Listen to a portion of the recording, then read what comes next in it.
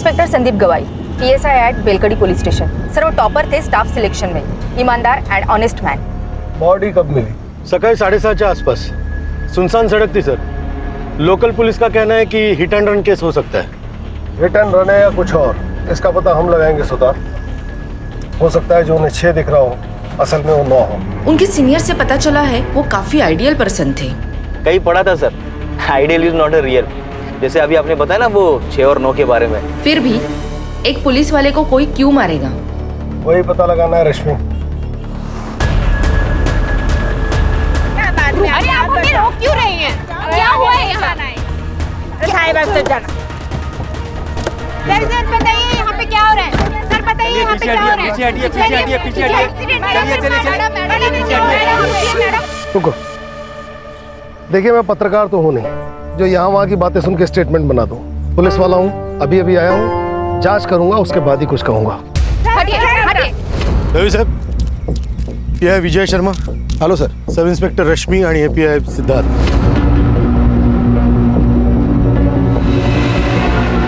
ये hit and run नहीं, murder है।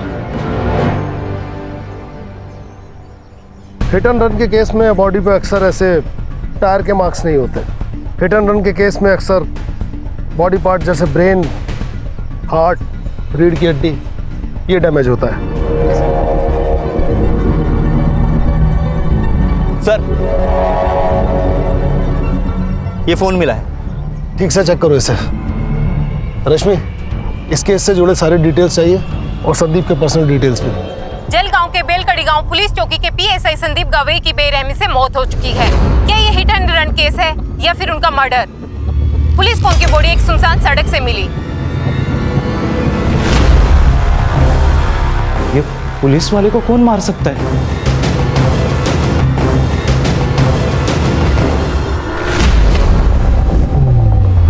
अरे कोई मुझे बताएगा क्या? मुझे क्यों लाए हो यहाँ पे?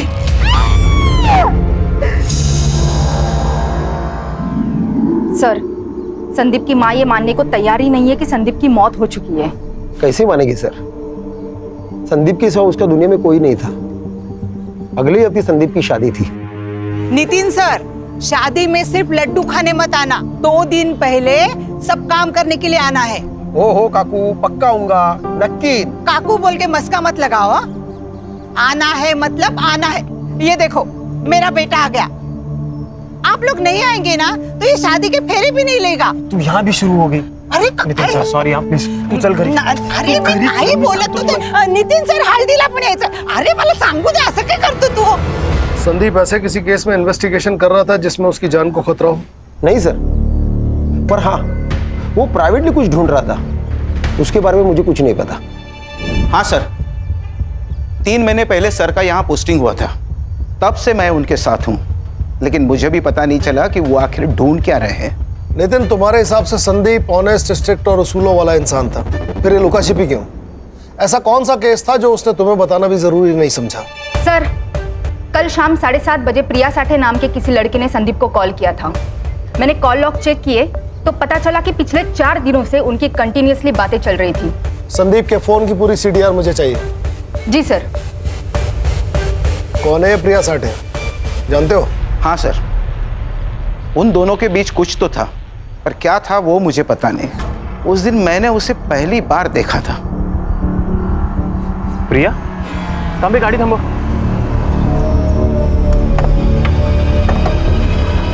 प्रिया,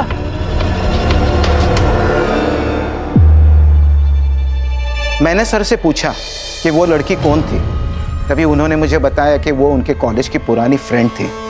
लेकिन दूसरी बार जब मैं ड्यूटी खत्म करके घर जा रहा था, 2 लोग अकेले सुनसान जगह पे हाथ पकड़ के बैठे रहेंगे तो उसका क्या मतलब हो सकता है सर? बाद में मुझे पता चला कि प्रिया शादीशुदा है। 1 साल पहले ही उसकी शादी हो चुकी है। मैंने उन्हें बहुत समझाने की कोशिश की, पर आखिर में जूनियर हूं सर, मेरी कौन सुनेगा?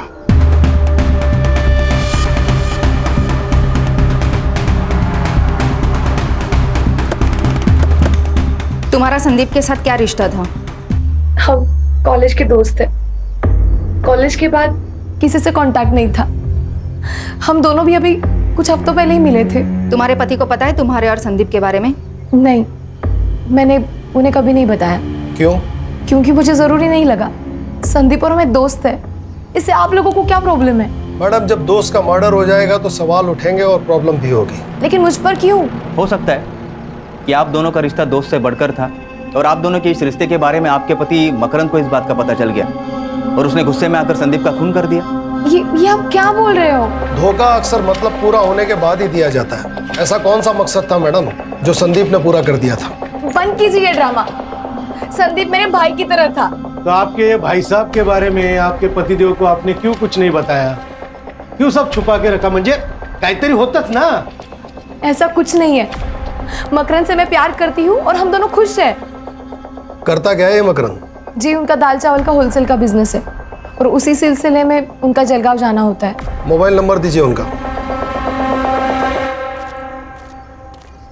सर, मुझे तो लव ट्रायंगल की बू आ रही है। लव ट्रायंगल में किसी एक का मरना तय है, ये तो इतिहास में लिखा हुआ है। सुतार, इस मकरंद और संदीप के बारे में सारी डिटेल पता करो। और रश्मि, प्रिया के बारे में सब पता करके बताओ। सर, ये प्रिया तो डॉक्टर राजा आठवले की बेटी है। कौन है डॉक्टर राजा आठवले? सर, कहने को तो ये डॉक्टर है, लेकिन लोग इसे देव मानुस कहते हैं। आरटी एक्टिविस्ट है, लोगों की काफी मदद करता है। लेकिन सर, पुलिस से इसकी नहीं बनती, क्योंकि इन्हें हर पुलिस वाला बिका हुआ और करप्ट लगता है।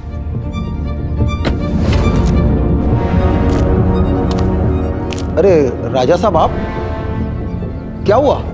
क्या हुआ तुम्हें नहीं पता? जब जनता का सेवक ही जनता की सेवा ना करे तो मुझे तो आना ही पड़ेगा ना। ये मंजरी है, इसके पुरखों की जमीन को एक लोकल गुंडा हड़पना चाहता है। इसने कंप्लेंट दी पर तुम लोगों ने कोई एक्शन नहीं लिया। दरअसल राजा साहब, वो हुआ ये कि क्या क्या वो क्या मतलब? ये विधवा है तो इसकी कंप्लेंट को तुम सीरियसली नहीं लोगे? ये मत समझना कि अकेली है, इसका भाई अभी जिंदा है, राजा आठवले। और सुनो, अगर कल तक उस रघु का तुमने कोई बंदोबस्त नहीं किया ना तो परसों बिना बताए अपना रेजिग्नेशन डाल देना। रश्मि, ये तो एक अलग ही एंगल निकल के आ गया। कहीं ऐसा तो नहीं कि प्रिया के पिता डॉक्टर राजा आठवले को संदीप और प्रिया के बारे में पता पड़ गया और उसने गुस्से में आकर संदीप को मरवा दिया? सर, कहने को तो बहुत कुछ हो सकता है, लेकिन हम उस पर डायरेक्ट डाउट नहीं ले सकते। बड़े चाहने वाले हैं उसके। सर, अगर वो इन्वॉल्व है तो पूरे सबूत के साथ जाना पड़ेगा। कहाँ है इस डॉक्टर साहब और देव मानुष का क्लिनिक? आ जाओ। सर, आप निकल रहे हैं? हाँ, आज थोड़ा लेट हो गया। वो मैं आपके लिए मच्छी करी लेकर आई थी। अरे वाह, मतलब तुम्हें मेरा वीक पॉइंट मालूम है कि मुझे मच्छी करी बहुत पसंद है, वो भी तुम्हारे हाथों की। तो ठीक है, थोड़ा लेट और सही। एक काम करो, तुम प्लेट्स लगाओ, मैं हाथ धोकर आता हूँ। ठीक है?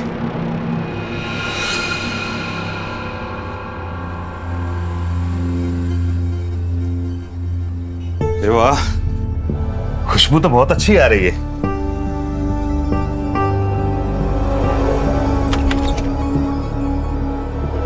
अरे भाई को आना, देख रुक्मणी फिश फ्राई से लेकर आई है। ताई, या ना, मैं आपके लिए भी प्लेट लगाती हूँ। रहने दो रुक्मिनी, इतने प्यार से जिनके लिए लाई हो उन्हीं को खाने दो, कहीं कम ना पड़ जाए। क्या बोले जा रही हो? पागल हो क्या? आप क्यों भूल जाते हैं कि आपका एक घर है, बीवी है, परिवार है जो आपके लिए वेट कर रहा है, पर आप हमारी परवाह किए बगैर यहाँ एक पराई औरत के साथ खाना खा रहे हैं। सर, मैं आती हूँ।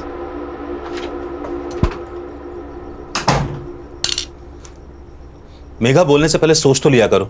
कोई विधवा है, उसकी कोई फैमिली नहीं है, अपने पैरों पर स्टैंड हो जाए इसलिए मैंने उसे नौकरी दी, इज्जत की जिंदगी दी। तो तुम हम दोनों के बारे में शर्म आती है मुझे तुम्हारे ऊपर। तो क्या कहूँ, सुबह क्लिनिक के लिए जल्दी चले जाते हो, रात में लेट आते हो। पेशेंट होते हैं मेघा, इसलिए देर हो जाती है। गंद भरा है तुम्हारे दिमाग में, निकालो से बाहर।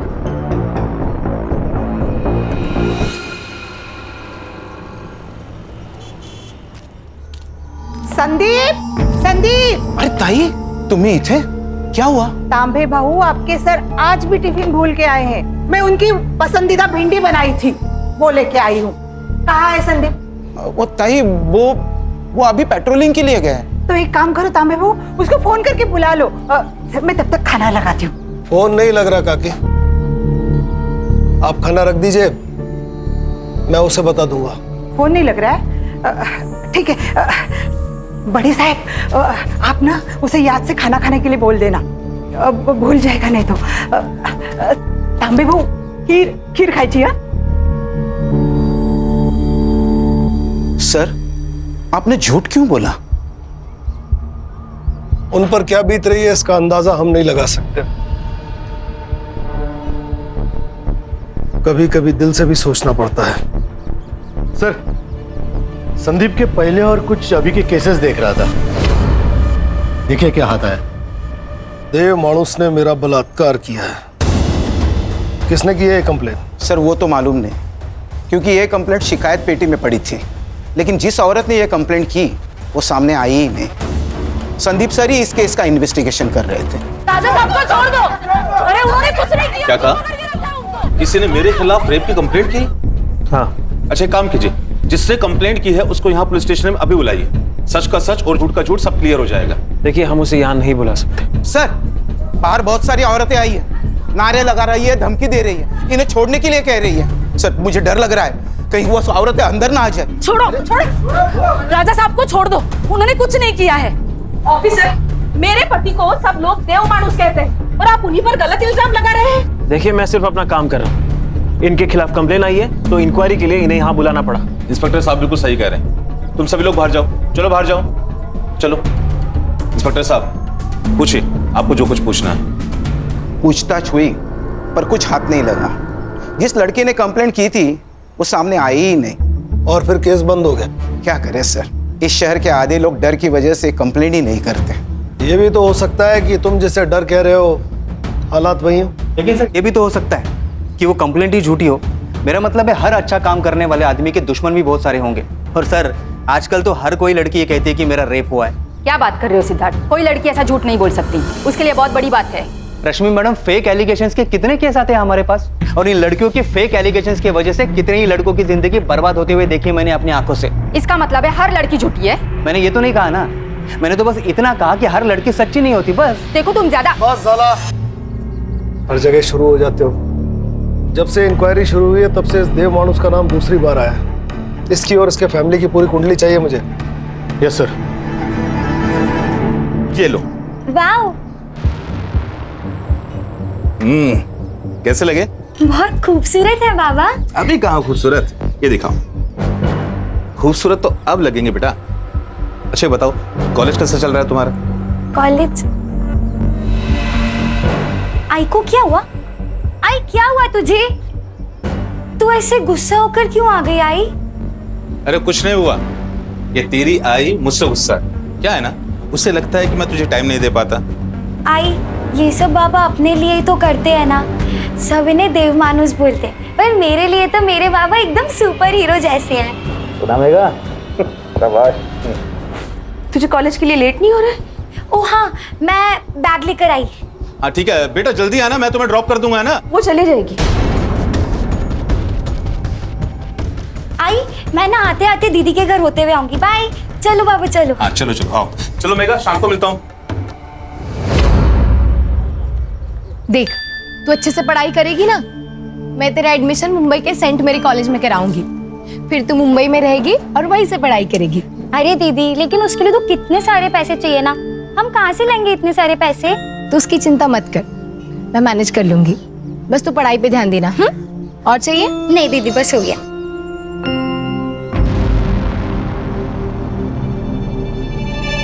ये कंगन कब खरीदे?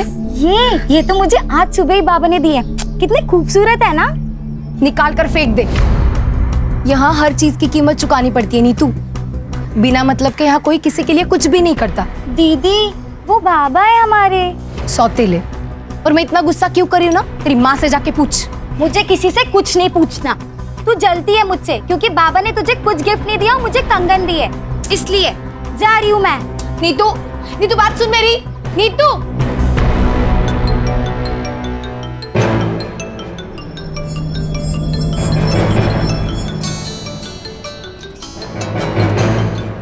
हेलो। देखकर अनदेखा अच्छा कर लेती है तू माँ है या चुड़ैल? शर्म नहीं आती तुझे? प्रिया, तू शांत हो जा। कैसे शांत रहूं आई?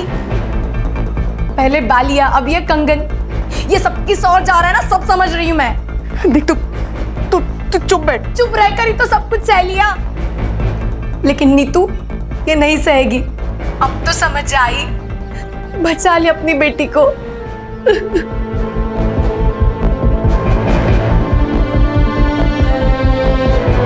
सर, पोस्टमार्टम रिपोर्ट के अनुसार संदीप की मौत रात को 11 से 3 बजे के बीच हुई। एक्सीडेंट? नहीं सर, आपने बिल्कुल ठीक कहा था। यहाँ सर के पीछे वार किया गया था सर, और सर बेहोशी की हालत में उसके ऊपर ट्रक चलाया गया। कौन कर सकता है ये सब? प्रिया, मकरन या फिर ये डॉक्टर राजा अठावले?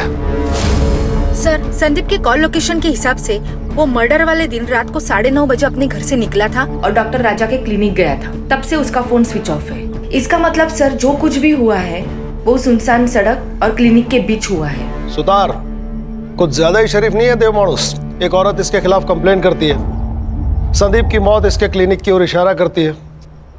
सर, ऐसे साधु संत बाबा बहुत देखे हैं मैंने जिंदगी में।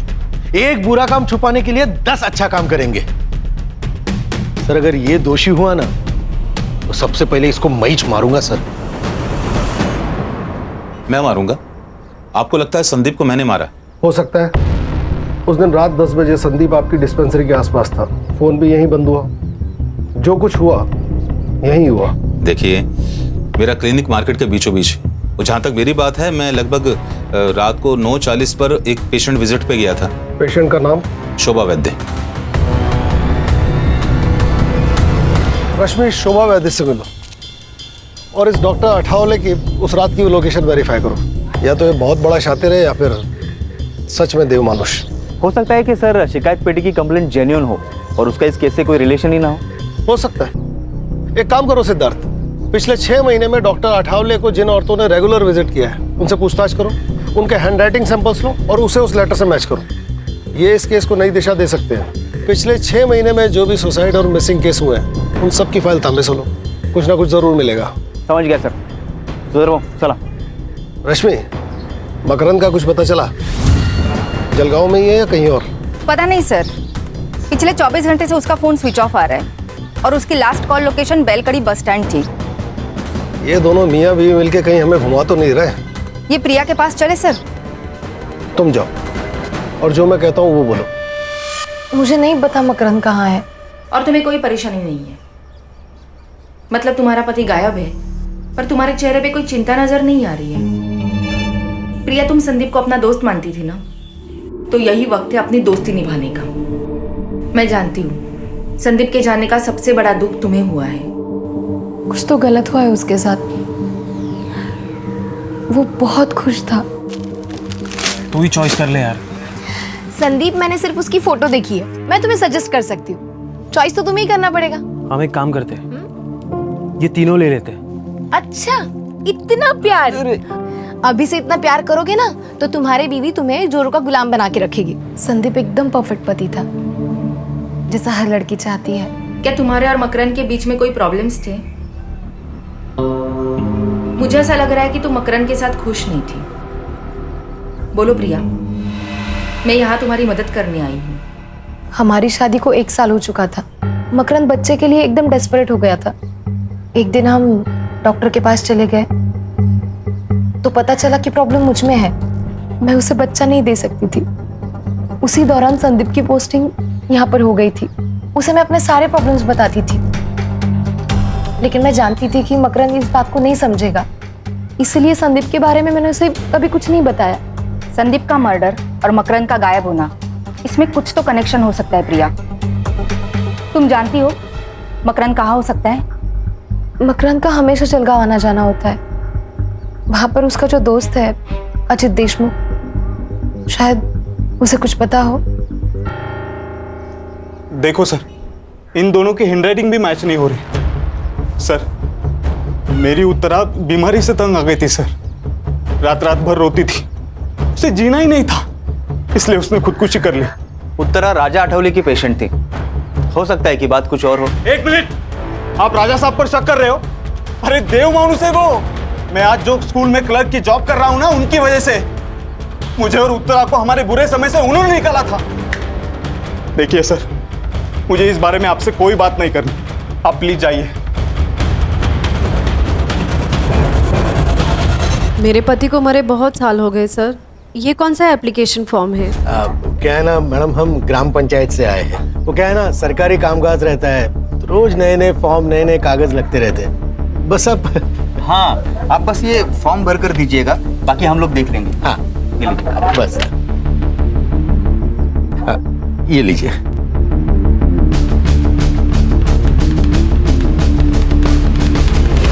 सर, मकरंद से बात हुई और वो उसका दोस्त अजीत देशमुख, उससे भी बात हुई। वो दोनों साथ में ही थे। मैंने मकरंद को बुला लिया है, कल वो पुलिस स्टेशन आ जाएगा। अरे बैठ ना मकरंद, सुधर भाऊ दांड का जरा आपलं. आलो आलो. क्या रे हाँ 3 दिवसापासून फोन बंद करून बसलायस.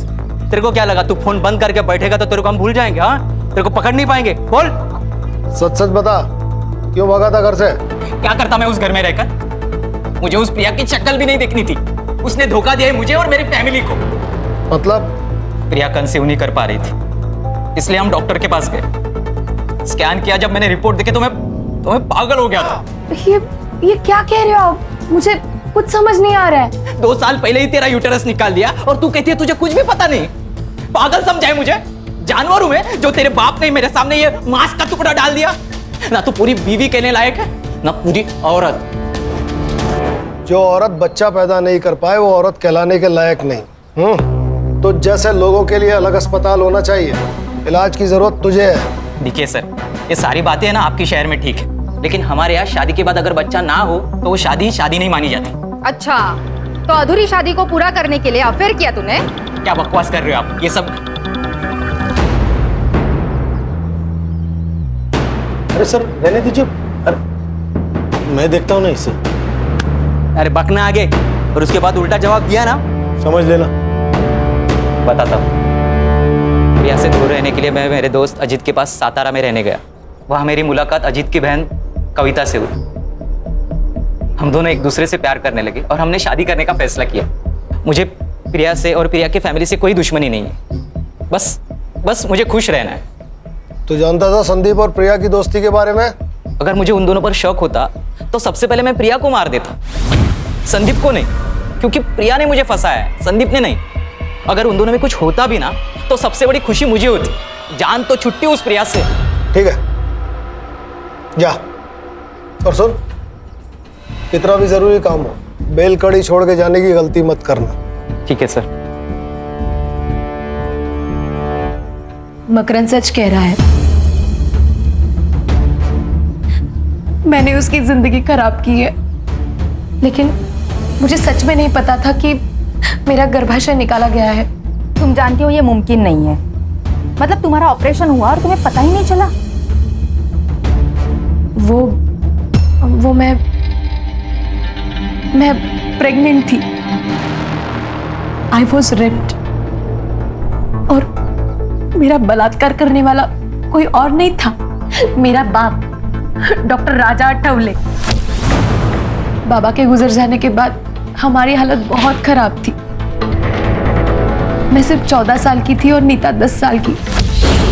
हमारे खातिर आई ने दूसरी शादी की, लेकिन एक रात मैंने देखा वो डॉक्टर मेरी आई के साथ बलात्कार कर रहा था.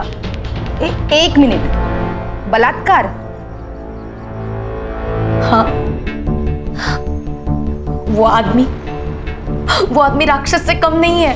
तुम्हारी माँ को ये सब पता था? हाँ, और फिर भी वो चुप रही. मुझे पता है ये सब बहुत गलत है, पर अगर डॉक्टर साहब ना होते तो हम किसी रोड पे खड़े होते और आता जाता हर कोई तुम्हारी इज्जत से खेलता. यहाँ पे तो बस एक ही भी तुझे पुढे हाथ जोड़ते. किसी से कुछ मत कहना, कुछ मत कहना. फिर 2 साल मेरे साथ ये रोज होता रहा. जब मैं प्रेग्नेंट हुई तो आई ने मेरे अबॉर्शन के साथ मेरा गर्भाशय में निकलवा दिया. और ये बात मुझे मकरंद से पता चली. बहुत गुस्सा आया था मुझे क्यों आई, क्यों?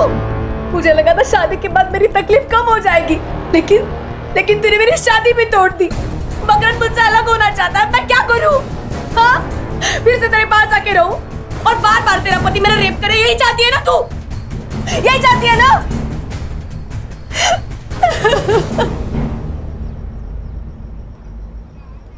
कोई साथ में नहीं था मैडम, किसको बताती? तभी मेरी मुलाकात संदीप से हुई। मैं उसे सब कुछ बताती थी, उसी के सामने रोती थी। चुप रहकर कुछ नहीं मिलेगा प्रिया, तुम्हें बोलना पड़ेगा। सब खत्म हो जाएगा संदीप। तो अब क्या ठीक चल रहा है प्रिया? देखो, अगर तुम ऑफिशियल रेप की कंप्लेंट नहीं डालोगे तो मुझे ये केस अपने हिसाब से हैंडल करना पड़ेगा। और कुछ भी हो जाए, मैं तुम्हें इंसाफ दिलवा कर ही रहूंगा।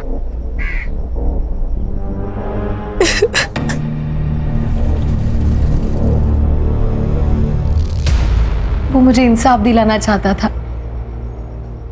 इसके पहले ही संदीप कुछ करता, किसी ने डॉक्टर के खिलाफ रेप की कंप्लेंट शिकायत पेटी में डाल दी, केस फाइल हुआ, लेकिन हुआ कुछ नहीं। इसलिए मैंने उसको सब सच सच बता दिया। डॉक्टर राजा आठवले असल में डॉक्टर है ही नहीं। आई ने मुझे बताया था कि वो सतारा में लैब टेक्नीशियन था। 12 साल पहले वो जलगांव आया और फिर उसने डॉक्टर की प्रैक्टिस की है। संदीप इसी की इन्वेस्टिगेशन कर रहा था।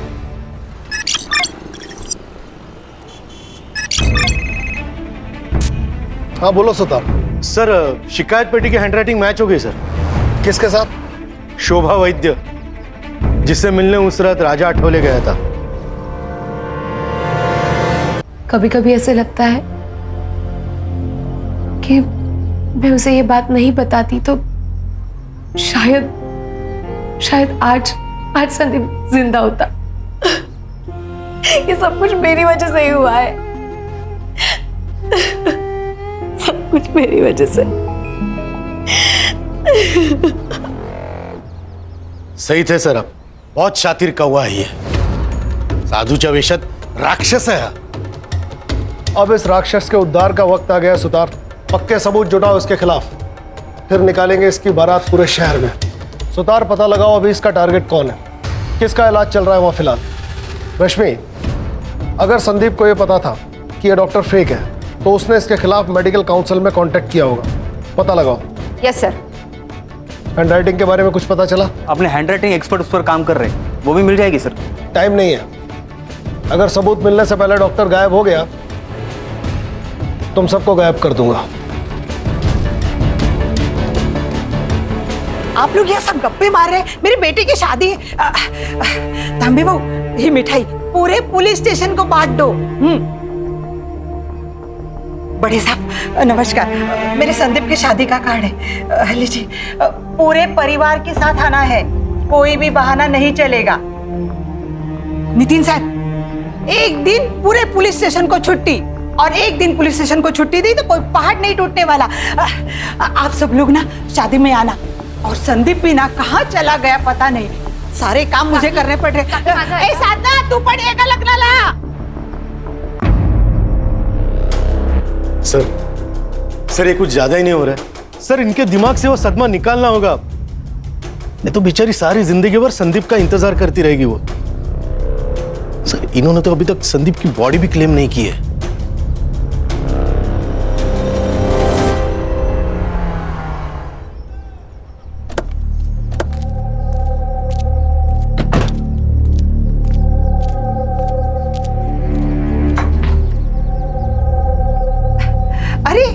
आप सब लोग आ गए, बहुत सारे काम पड़े हैं।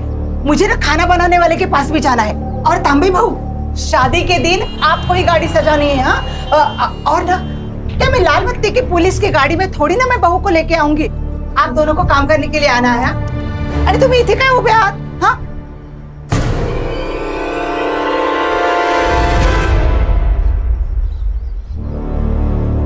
क्या हुआ? ये तो सो रहा है। संदीप का एक्सीडेंट हो गया, वो बच नहीं सका। बड़े सब क्या बोल रहे हैं? ये तो सो रहा है। संदीप अब नहीं रहा काकी,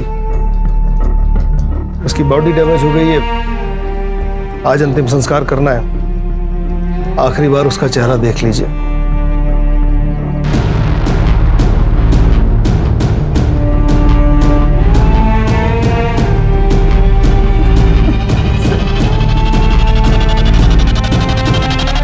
संदीप, संदीप, मेरा बच्चा, संदीप, मेरा बच्चा।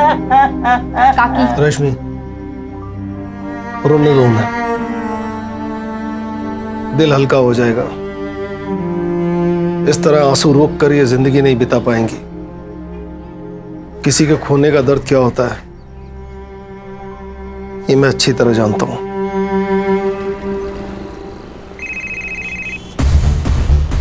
हाँ बोलो सुतार। सर, शिकायत पेटी की हैंडराइटिंग मैच हो गई सर। किसके साथ? शोभा वैद्य, जिससे मिलने उस रात राजा आठवले गया था।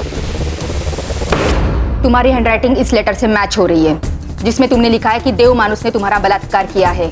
और उसी देव मानुस ने कहा कि संदीप के मर्डर की रात वो आपके साथ था, आपसे मिलने आपके घर गया था, जबकि आपके फोन की लोकेशन उस रात डॉक्टर के क्लिनिक की थी। और अगर आप क्लिनिक पर थी तो डॉक्टर साहब वहां पर क्या कर रहे थे? सर, कुठला आता हाँ? भांडा फूट चुका है, अब सच बोलिए, नहीं तो ना खून का चार्ज लगाकर ये केस इधर ही बंद कर देंगे अब। और आपको बेटे को आपको मिलने के लिए जेल आना पड़ेगा। मैंने कुछ नहीं किया सर, सिर्फ झूठ बोला है मैंने कि उस रात डॉक्टर साहब मेरे साथ थे। उन्होंने मुझे धमकी दी थी, इसलिए मैंने झूठ बोला। तो अब सच बोल दो। एक दिन मेरी तबीयत खराब हो गई थी, मैं डॉक्टर साहब के पास गई। कुछ नहीं शोभा, बस एक इंजेक्शन लगेगा तुम्हें और ठीक हो जाएगा। है? हाथ दिखाओ। बस सब ठीक, अब तुम्हें आराम ही आराम मिलेगा।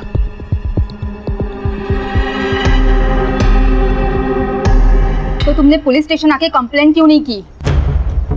हमारी हालत बहुत खराब थी मैम, खाने तक को पैसे नहीं थे। डॉक्टर साहब आते, मुझे पैसे देते थे, और उसके बाद मुझे अपने आप से घिन आने लगी। मुझे ये सब बंद करना था सर, इसीलिए मैंने शिकायत पेटी में चिट्ठी डाल दी। तो जब पुलिस आपके दरवाजे आई तो सच क्यों नहीं बोला? डर गई थी सर मैं कि अगले दिन अगर डॉक्टर साहब छूट के आ जाते तो वो मुझे भी मार डालते। मुझे भी? मतलब? उस रात डॉक्टर साहब ने मुझे क्लिनिक बुलाया था, वहां संदीप सर भी आए थे। डॉक्टर का धर्म होता है जिंदगी देना, जिंदगी लेना नहीं। पर ये तू नहीं समझ पाएगा क्योंकि तू डॉक्टर है ही नहीं। इंक्वायरी की है मैंने तेरी, ये जो डिग्रियां लटकाई हुई है ना, सब फेक है। कौन यकीन करेगा रे तेरा? देव मानुस है मैं, देव मानुस। दबाओ यहां से, तेरा पैसा पहुंच जाएगा स्टेशन में। अपनी बेटी का बलात्कार कर दिया, उसका यूट्रस निकाल दिया ताकि वो फिर से प्रेग्नेंट ना हो पाए। तू देव मानुस नहीं है, तू राक्षस है, राक्षस।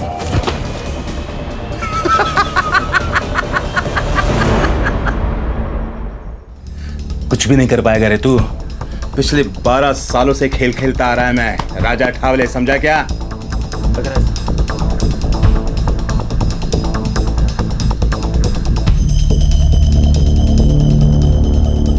तू क्यों डर रही है? अरे हमारा नहीं है, बेहोश हुआ है बस। तू फोन दे, दे लवकर, दे दे दे, अरे दे। हाँ सुन, राजा बोल रहा हूँ। किसको कॉल किया था उसने? किसको कॉल किया था? पता नहीं, पर बाद में बोला कि घर जाओ। और जब सुबह न्यूज़ देखा तो पता चला उन्होंने संदीप सर को मार दिया था।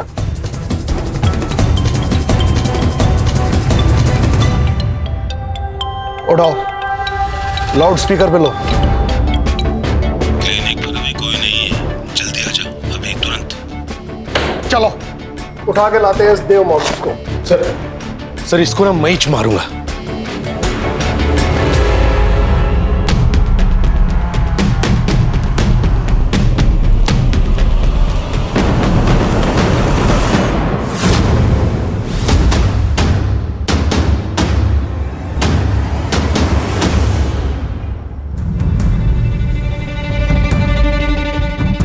सर, ही इज नो मोर।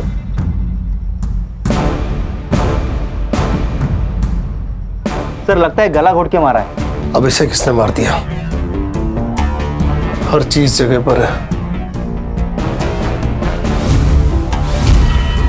इसे जिसने मारा है वो जानता था कि शोभा के बयान के हिसाब से संदीप को इन्हीं में से किसी एक ट्रॉफी से मारा गया है। इन ट्रॉफीज को फॉरेंसिक के लिए भेजो Sutar. Yes sir. Sir, Raja ने शोभा को कॉल किया था और उसके 2 मिनट बाद इस सेल पर और एक फोन आया था। किसका? मकरंद का। हेलो, ओके ठीक है सर। ये देखिए, राजा ने उस रात शोभा के फोन से मकरंद के दोस्त अजित को कॉल किया था। इस मकरंद के फोन को ट्रेस पे डालो। सुधार, बॉडी को पोस्टमार्टम के लिए भेजो। उस रात राजा ने शोभा के फोन से अजीत को फोन किया। अजीत का फोन मकरंद ने उठाया क्योंकि अजीत और मकरंद दोनों साथ थे और मकरंद यहां उसकी मदद करने आ गया। सर, मकरंद की लोकेशन मिल गई है।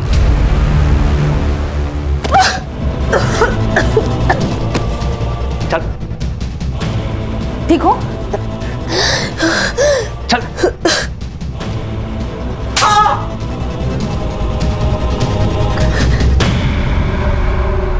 वो दाढ़ी बोल तो गया था पटापट। मैंने और कविता ने शादी करने का फैसला ले लिया था, लेकिन मेरा बिजनेस ही अच्छा नहीं चल रहा था और ये बात अजीत को पता थी। उसने तो मेरे सामने शर्त ही रख दी थी, अगर मेरी बहन के साथ शादी करना चाहते हो तो तुम्हें 25 लाख रुपए जुटाने पड़ेंगे। मैंने तो टेंशन के मारे घर ही जाना छोड़ दिया था, लेकिन मुझे प्रिया का कॉल आया था। उसने मुझे बताया कि डॉक्टर साहब ने उसके साथ जबरदस्ती की थी और उसी की वजह से वो प्रेग्नेंट हुई थी। लेकिन ये बात जब डॉक्टर को पता चली तो उसने उसका यूट्रस ही निकाल दिया था। लेकिन ये सारी बातें सुनकर मेरे दिमाग में पैसा कमाने का रास्ता नजर आया। मेरा बलात्कार करने वाला कोई और नहीं था, मेरा बाप डॉक्टर राजा अठावले। अच्छा हुआ ना मैं कॉल रिकॉर्ड करता हूँ, नहीं तो ये एटीएम कार्ड मेरे हाथ में कैसे लगता। अब जब मैं बोलूं तब मुझे पैसे देते रहना। नहीं, टेंशन की कोई बात नहीं है, मैं किसी को कुछ नहीं बताऊंगा।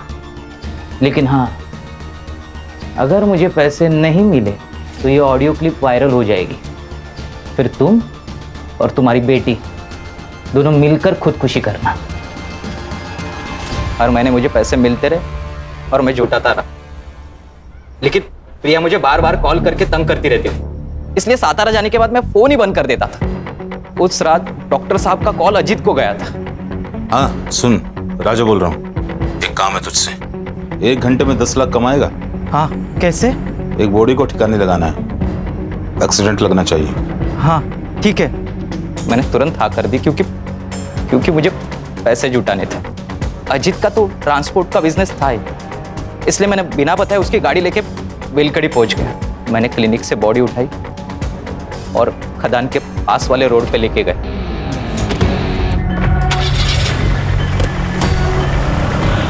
मैं वहां से सातारा लौट गया। सुबह जब मैं बेलकड़ी पहुंचा तो मुझे पता चला कि वो एक पुलिस वाला था। जलगांव के बेलकड़ी गांव पुलिस चौकी के पीएसआई संदीप गवई की बेरहमी से मौत हो चुकी है। डॉक्टर साहब ने मेरे साथ बहुत बड़ा गेम खेला था, उसकी आइडेंटिटी मुझसे छुपा कर रखी थी। डॉक्टर राजा तुझे बाद में भी पैसे देता था ना, सोने का अंडा देने वाली मुर्गी को मार क्यों दिया? मुझे टिप मिली थी। डॉक्टर साहब ने अपनी जमीन बेचकर 3.5 करोड़ रुपए जमा किए थे, लेकिन जो खरीदार था उसकी एग्रीमेंट होने से पहले ही मौत हो चुकी थी, तो बेसिकली ये पैसा ब्लैक हो चुका था। मैंने सोचा क्यों ना पैसा ये मेरा हो जाए, इसलिए मैंने वो पैसा डॉक्टर साहब से कैसे निकलूं ये प्लान बनाया। मकरंद, मैं तुम्हें 10 लाख रुपए दूंगा, 1 लाख रुपए एक्स्ट्रा भी दूंगा। अरे नहीं चाहिए तुम्हारे 10 लाख, मुझे तुम्हारे 3.5 करोड़ रुपए चाहिए। 3.5 करोड़? हाँ, जो तुमने मुझे धोखा दिया है ना।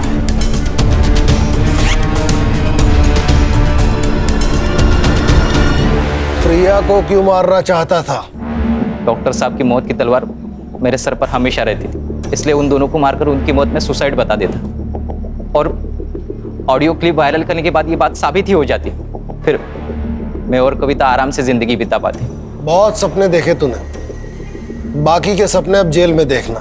कहा था ना तुझसे, तुझे इलाज की जरूरत है, तो जैसों का बस यही इलाज है। चल चल चल चल चल चल छोड़ दो चल।